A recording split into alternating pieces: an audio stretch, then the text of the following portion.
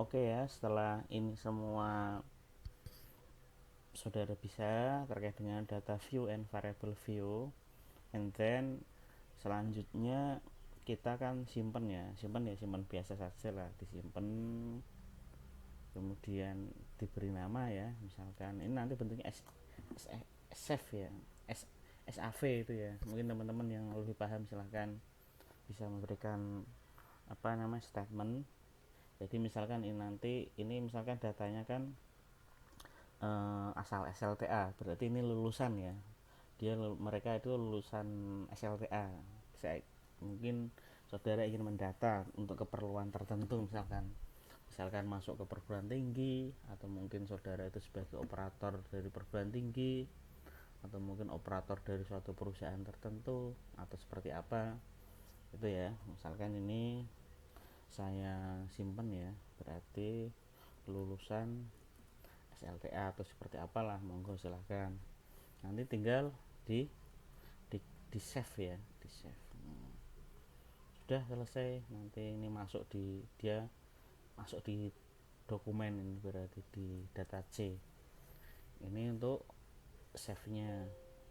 Kemudian untuk selanjutnya kalau saudara ingin membuka, nah ini silahkan dibuka saja, dicari mungkin yang ada ini data deskriptif ini. Nah ini misalkan sudah jadi nih, misalkan ya, ini data yang tadi sudah kita buat, mungkin saya sudah membuatnya. Jadi di sini ada data view ya, ini ada gender untuk variable view-nya, kemudian ada usia, setelah itu ada asal STA-nya seperti apa, kemudian gaji orang tua, kemudian tempat tinggal. Nah di sini sudah, nanti silakan dicoba ya teman-teman ya, terkait dengan menginput data ke SPSS. Kemudian nih, langkah selanjutnya apa sih? Kita sudah bisa untuk mengisi data ke SPSS. Selanjutnya adalah kita akan mencoba nih, kemarin kan kita sudah membahas ya terkait dengan data deskriptif. Sekarang kita akan coba mencari nilai deskriptif dari data-data tersebut menggunakan SPSS. Nah, jadi yang pertama kita akan mencoba menggunakan frekuensi ya, yaitu frekuensi ini menggambarkan tentang data dalam berbagai ukuran pusatnya ya, misalkan min, median, modus, kemudian persentil dan sebagainya. Nah, kemudian kita akan mencoba membuat tabel frekuensi dan melakukan deskripsi data pada variabel usia ya. Berarti ini sebenarnya kan kita bebas nanti mau yang variabelnya yang mana. Saya akan coba untuk variabelnya itu usia ya teman-teman ya. Oke ya, kita kaitannya dengan usia terkait dengan frekuensi. Nah sekarang bagaimana cara kita untuk mengolah data tersebut. Nah ini datanya sudah ada, jadi teman-teman silahkan dibuat. Kemudian kita masuk ke analyze, kemudian saudara masuk ke deskriptif statistik. Nah sudah masuk ke deskriptif statistik, saudara masuk ke frekuensi ya, saudara klik. Nah di sini kan ada ini ya, ada kotak ini ya, kotak apa, perintah namanya ya. Di sini ada gender, usia, asal STA, gaji orang tua, dan tempat tinggal. Saudara bisa milih nih ya. Kalau gender ini kan saya rasa pria wanita ya, kita mungkin pengen tahu lah. Di sini kita tanpa kita lihat, kita hitung satu-satu, nanti kita bisa tahu berapa. Nah tadi kita akan masuk ke usia ya, usia dari siswa tersebut. Saudara klik, berarti usianya masuk ke sini ya. Nanti kalau sudah klik lagi dia akan keluar, tinggal ini usia tadi diklik kemudian dimasukkan ke variabel. Berarti variabel yang akan kita olah adalah usia dari siswa tersebut. Setelah itu setelah ke usia, saudara klik statistiknya ya. Di sini nanti kan kita baru tahu statistiknya seperti apa. Oke, sudah semuanya. Kemudian kuartil kemarin yang kita bahas ya, Q1, Q2, Q3 nanti kelihatan. Kemudian setelah kuartil kita coba checkpoint ya. Persentil. Ini tulis 90 ya. 10, 10, 90 ya. Nah, ini kemudian setelah itu yang mungkin nggak kalah penting, yang sangat penting adalah tendensi. Nah, kemarin kita sudah nulis ya secara manual ya teman-teman ya. Ini kita bisa mencari dengan beberapa sentuhan jari saja. Ada min, median, modus ya.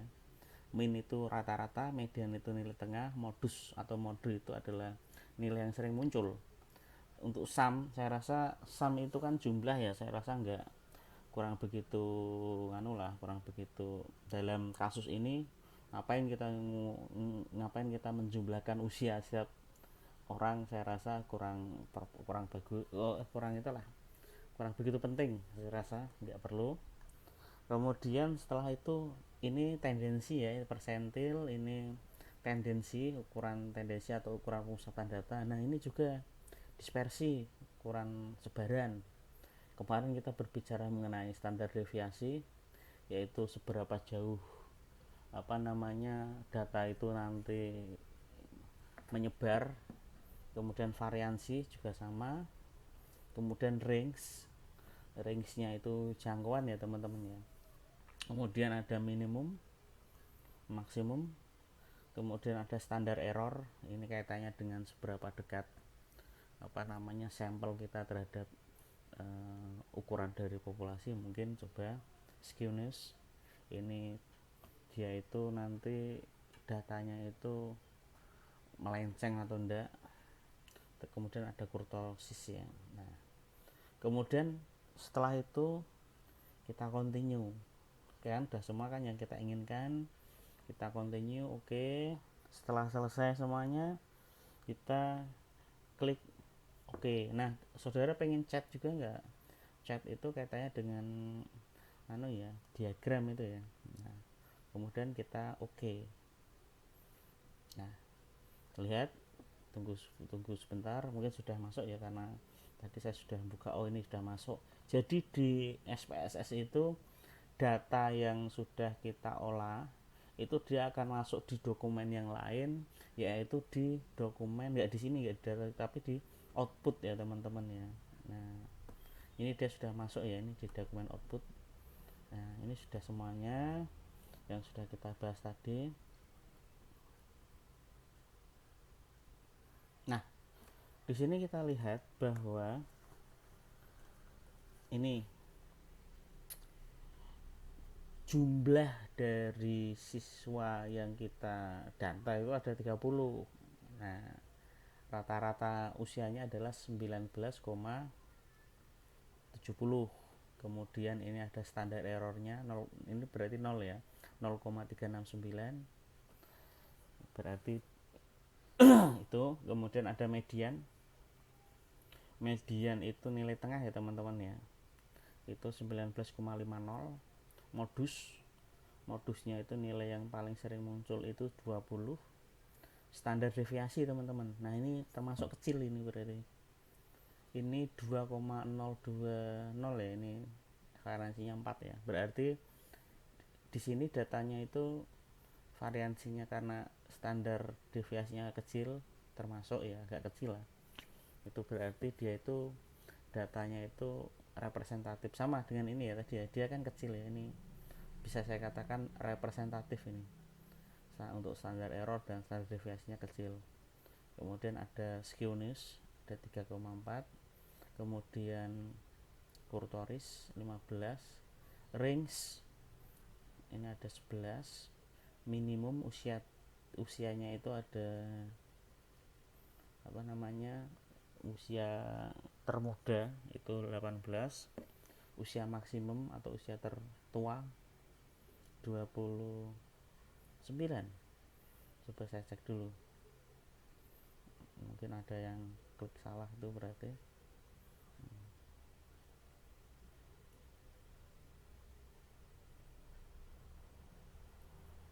Oh ini berarti ini saya salah ngeklik ya, tapi nggak masalah, tapi bener berarti.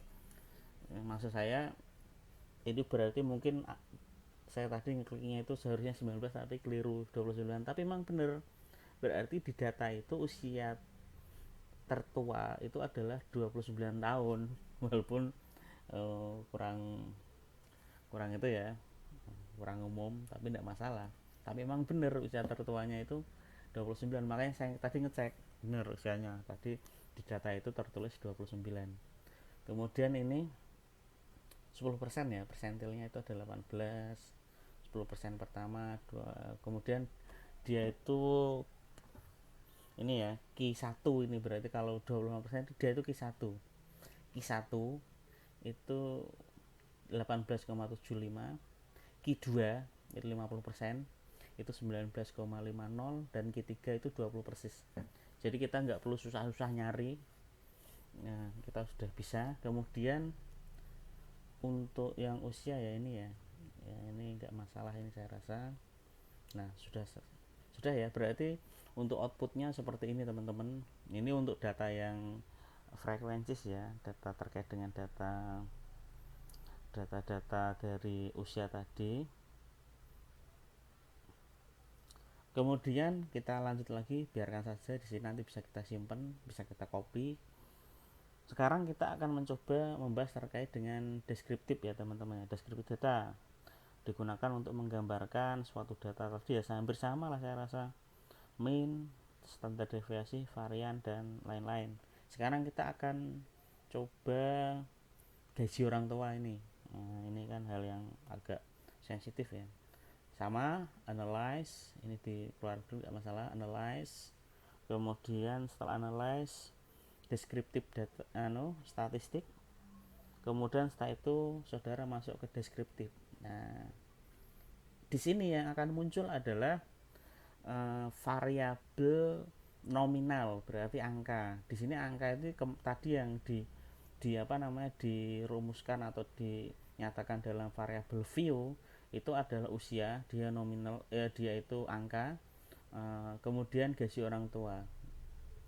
Nah, jadi yang muncul di sini adalah yang angka saja, berarti kita masuk ke gaji orang tua, dimasukkan, kemudian option diklik. Nah ini juga sama ya, ya coba saya ingin tahu sumnya totalnya itu berapa ini kan, berarti sama saya rasa, variansi, range itu ya, ini mungkin tidak perlu saya rasa lah.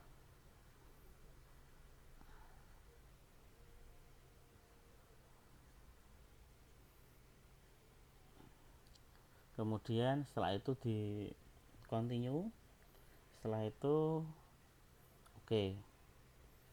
Nah dia akan muncul di sini lagi, nah di output yang kedua. Ini tadi kan frekuensis ya, yang kedua dia deskriptif, dia akan keluar.